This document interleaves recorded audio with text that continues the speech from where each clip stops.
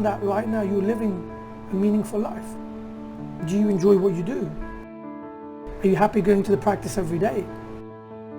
How fulfilled are you?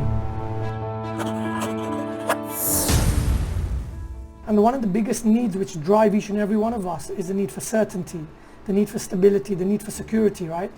And a lot of the reasons why we normally don't go and pursue a meaningful life is because we're scared to fail.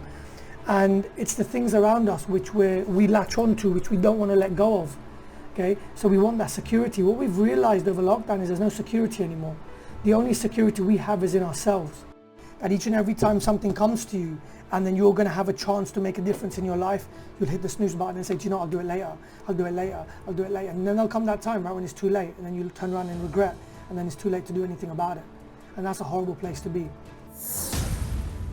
So I want you to create this rock solid self-esteem around you.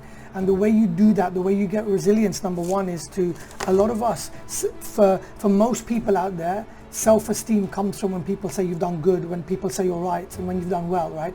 That's when most people feel happy. But the problem with that is if you're going to wait for people to say you're good and you've done great, you're always doing something you've always done before. Because naturally, if you're going to be good at something, you have to have done it before. The first time you do something new, you're really going to be great at it. So if your self-esteem is wrapped up around those kind of things, the chances are you're doing the same things over and over again, which you're good at, so you'll never grow.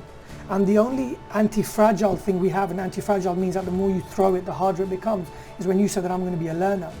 Because you know that if you do something for the first time and someone says, you know, that was no good, for most people that will turn them off. But if you're like, brilliant, you know, because I'm learning, then you become powerful. You become very powerful. Life isn't linear, we've said that before, right? You could have one breakthrough today which could unlock the rest of your life, right? Just like that. A lot of you right now have realized that, hold on, if I haven't got security anyway, and I've normally been holding on to that so much and that's gone, now's the right time for me to go and pursue this meaningful life. If you want that amazing life, which we're all here for, you've got to do amazing things, you've got to do different things, you've got to do the tough things which most people won't do. I want you to live outside of your comfort zone. I want each and every one of you every single day to wake up in a place where you're outside your comfort zone, where it's scary, it's a scary place to live. Because that's the only way where growth is going to come from. Growth will come from those places which are so scary, right? They won't come from anywhere else. But sometimes when we want significance, we want attention, we want people to know us, we want to be recognized, right? We do different things to get attention, and sometimes it can come in forms like this, right? And there's negative attention and positive attention, right? And sometimes we don't want to let go of things like this because we know that it brings us the attention that we so seek sometimes.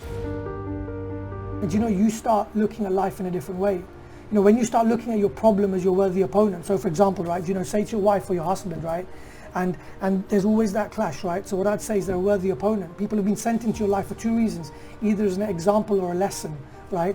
And then this person is there to teach you a lesson, to be able to help you to grow.